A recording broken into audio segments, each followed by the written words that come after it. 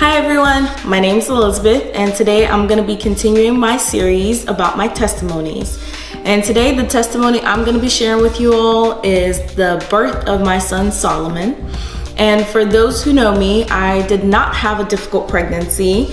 In fact, I was up and jumping around and acting a fool. And if you caught me, I probably at some point was doing cartwheels. So you're probably like, then how the heck is it a testimony? First of all, giving birth in and of itself is a testimony. However, what some people don't know is that at 38 weeks and 1 day, they made me go into the hospital to get induced. So at 36 or 37 weeks, we had an ultrasound done to make sure that he was head down, because at some point he flipped and he was like sideways, y'all. And so during that ultrasound, they found that he was what they called IUGR, less than 3rd percentile, which meant that he was small for gestational age. IUGR means intrauterine growth restriction. And so they had him at about 5 pounds 1 ounce or so, and so they made us go in to internal fetal medicine to get like a detailed ultrasound done to make sure that it wasn't a problem with the blood flow from the placenta to the baby.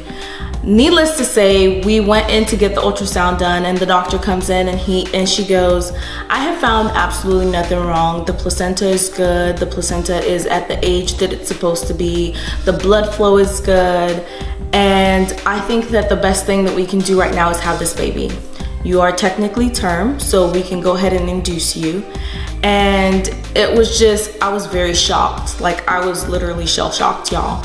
And all I could do was just like stare at my husband, and I was like staring at this lady like blank faced, because I was like, this woman can't be serious.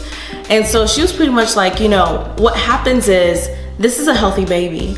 And for reasons unknown, if we continue to let you go and progress to 39 weeks, you can end up having a stillbirth. And we don't know what causes it. We don't know what happens, but sometimes that's just what happens.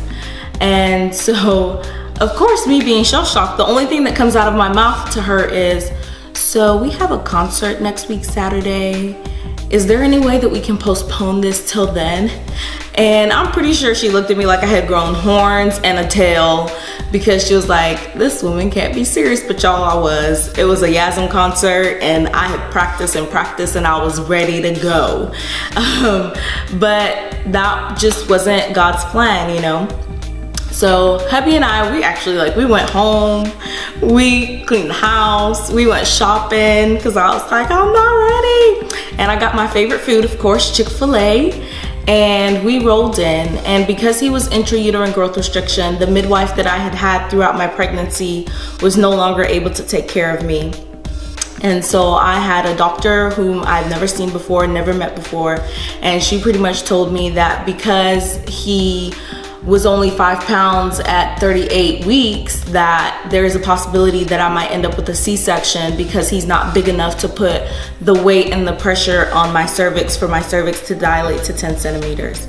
I remember just being so upset and being so like anxious, because it's like who are you? Like, first of all, you never asked me my plan.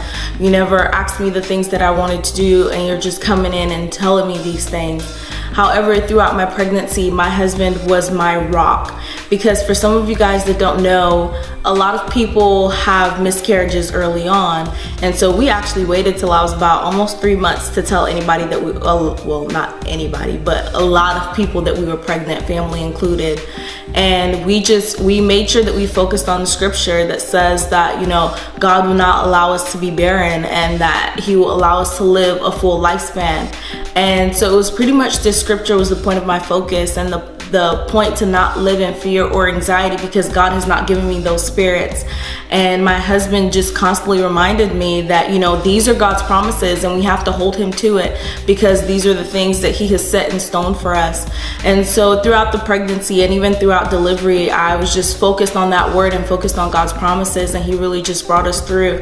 And so I was actually able to have my son on October 10th at 5:09 p.m. naturally, y'all. I mean, no epidural, obviously. I'm some type of crazy. But God really just brought us through through and he gave us a healthy baby boy who is about to be 3 this year, and I can't believe it, but it just goes to show like God's grace and God's mercy, and he is just amazing, and I'm grateful for everything that he's given to me. So stay tuned, I might share about Isabella's testimony. Anyway, thank you guys so much for listening, and thank you for visiting our YouTube channel. Don't forget to comment, subscribe, and like this video, and visit us on NEU Gen Leaders Instagram. You guys have an amazing day.